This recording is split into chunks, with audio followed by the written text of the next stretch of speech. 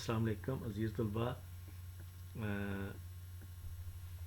ایک تو آپ سے یہ کہنا ہے کہ جو second year health and physical education کا جو واٹس ایپ گروپ ہے، اس میں آپ نے کسی نے غیر متعلقہ بات یا آپس میں ڈسکشن نہیں کرنی.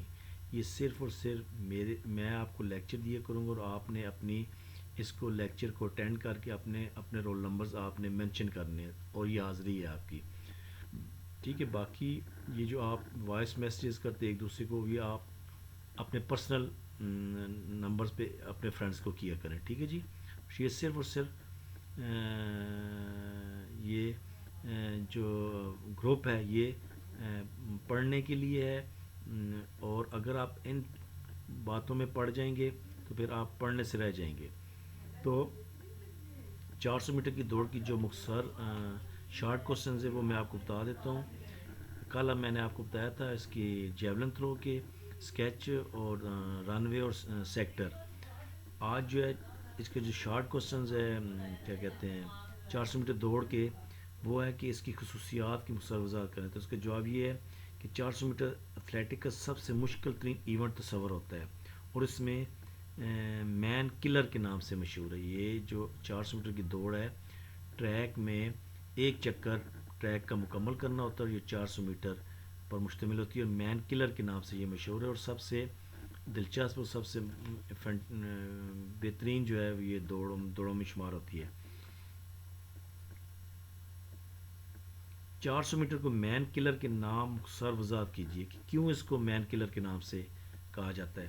تو اس کا جواب یہ کہ 400 میٹر دوڑتے وقت عضلاتی طور پر دوڑنے کے لیے 30 سے 35 میٹر سے زیادہ فاصلے کے انتہائی تیز رفتاری کو برقرار رکھنا ممکن ہی نہیں ہوتا. ٹھیک ہے. پہلے تو آپ نے ایک سپیڈ میں آپ نے دوڑنا ہے. اس فاصلے کے بعد جسم میں آکسیجن کی کمی کی وجہ سے عضلات میں لیکٹک ایسڈ جمع ہونا شروع ہو جاتا ہے، جس سے سوکھنے کی خاصیت میں کمی واقع ہو جاتی ہے. 30-40 میٹر آپ نے عام طرح سے دوڑنا ہے. پھر جب آپ تھوڑا سا اور تیز، اور جب آپ کرو سے واپس آتے اسٹیٹ ہوتے، تو پھر آپ نے جتنی قوت اور طاقت سے آپ نے کرو سے آپ نے اس کو جتنی آپ میں انرجی ہے یا انتہائی تیز رفتاری سے آپ نے اس کو دوڑنا ہے. آخر میں تقریباً 150-200 میٹر جب رہ جاتا ہے تو 400 میٹر دوڑ کے مختصر قوانین. نمبر 1، یہ دوڑ 400 میٹر کے معیاری بیضوی ٹریک پر دوڑی جاتی ہے. نمبر 2، دوڑ کے آغاز سے قبل کھلاڑیوں کو گلیاں قراندازی سے دی جائیں گی. نمبر 3، ہر کھلاڑی اپنی مختص شدہ گلی میں 400 میٹر دوڑ مکمل کرے گا. نمبر 4، کوئی کھلاڑی یا ایتھلیٹ دوڑ کے دوران کسی دوسرے کی گلی میں نہیں جائے گا، نہ کسی کو دھکا دے گا، اور نہ ہی کسی کو پکڑے گا، اور نہ ہی کسی قسم کی رکاوٹ کا باعث بنے گا. دوڑ کا آغاز کراؤچ سٹارٹ سے ہوگا یا کراؤچ پوزیشن سے ہوگا، اور سٹارٹنگ بلاک استعمال کیے جائیں گے. ٹھیک ہے جی. اب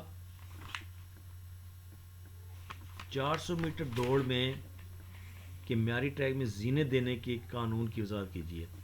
400 میٹر کے ٹریک تمام کھلاڑیوں کو برابر فاصلہ طے کرنے کے لیے سٹارٹنگ لائن پر زینے دیے جاتے ہیں. زینے سے مراد ہر کھلاڑی کو آغاز میں تھوڑا تھوڑا آگے کھڑا کیا جاتا ہے.